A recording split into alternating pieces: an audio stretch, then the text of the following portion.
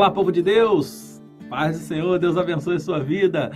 Bom final de tarde, bom início de noite. Hoje, quarta-feira, terceiro dia do nosso estudo bíblico, onde estamos aqui falando de Gênesis, capítulo 16.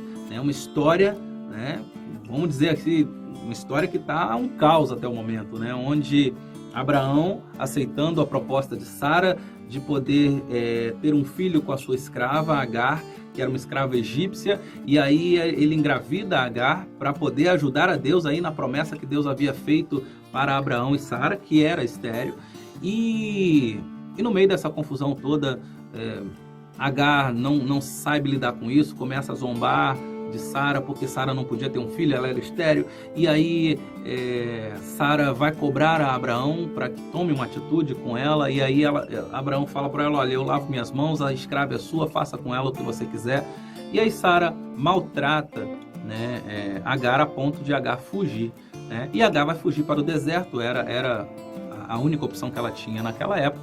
E aí nós vamos continuar agora a partir do versículo 7, dando aí continuidade a essa história e o que acontece, o que nós podemos aprender com isso.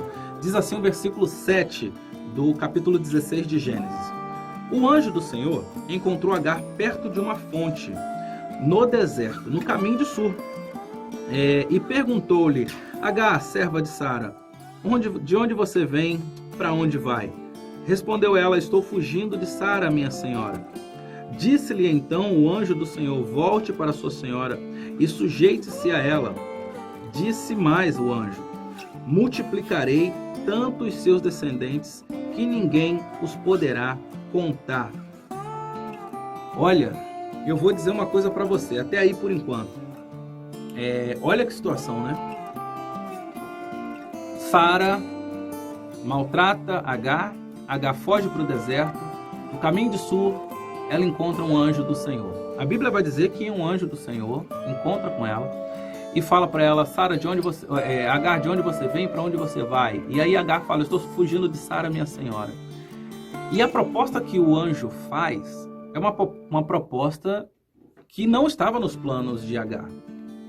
Ele diz: olha, volta para sua senhora e sujeite-se a ela, porque você é escrava dela e ela não te deu liberdade, ou seja, você fugiu.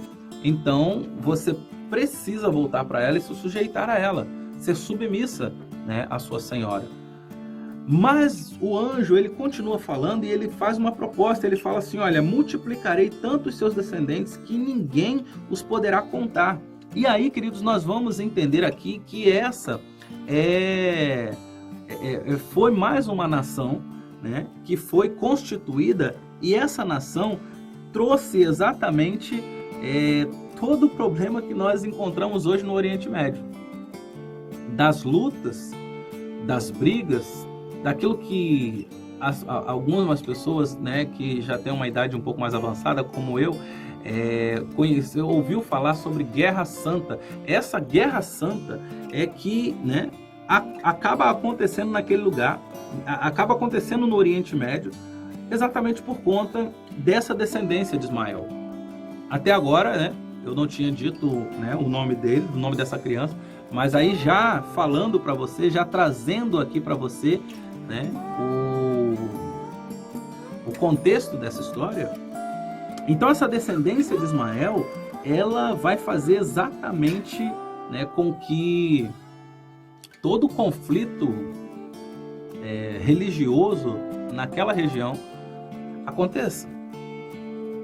Mas observa que foi um anjo do Senhor que vai falar isso para Agar.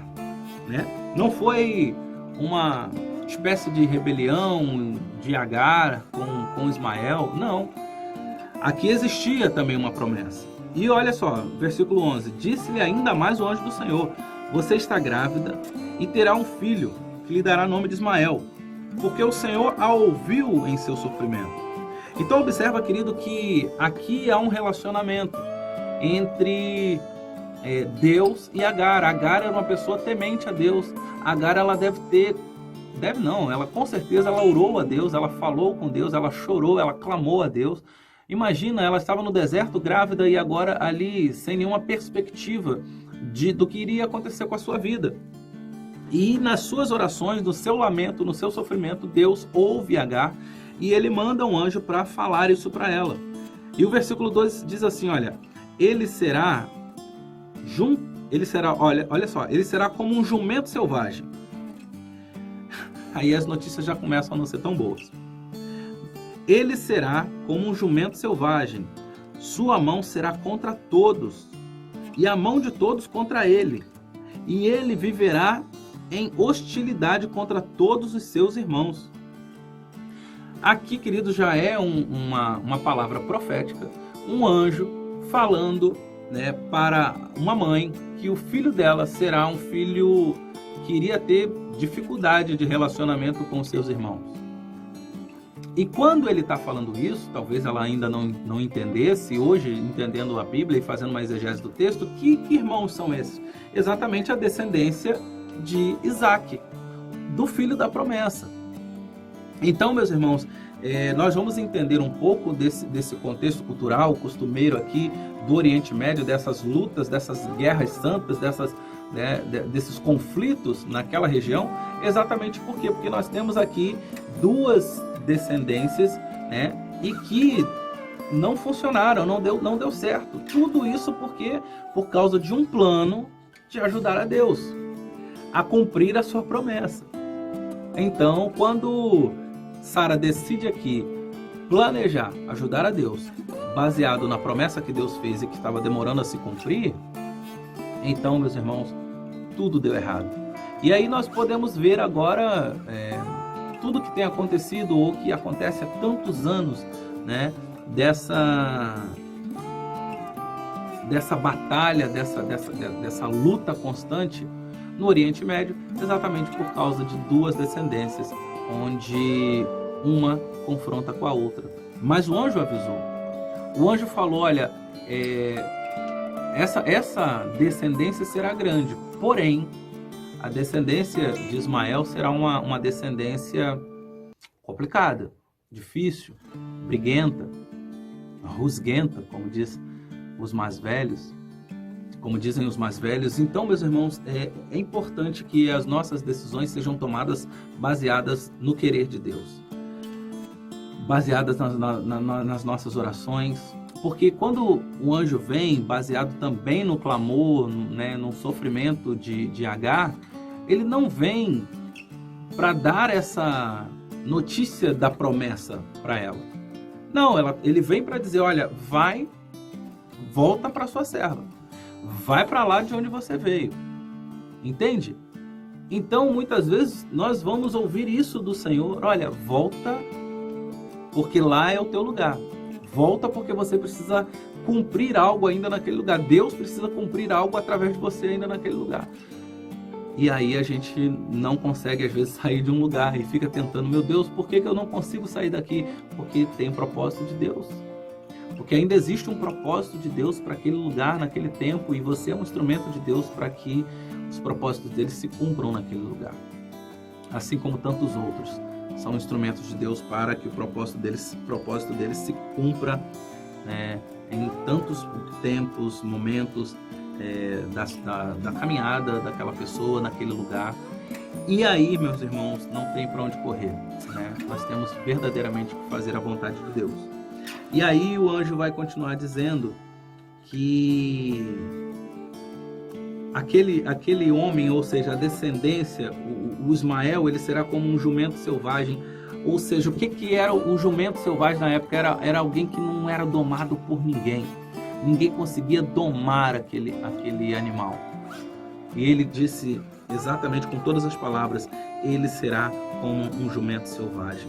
A sua mão será contra todos, ou seja, ele não será uma pessoa boa de coração. Ele não será uma pessoa justa, porque a sua mão será contra todos. E aí, a consequência disso é que a mão de todos será contra ele. Olha o que está dizendo na parte C desse versículo, né, do versículo 12. E ele viverá em hostilidade contra todos os seus irmãos.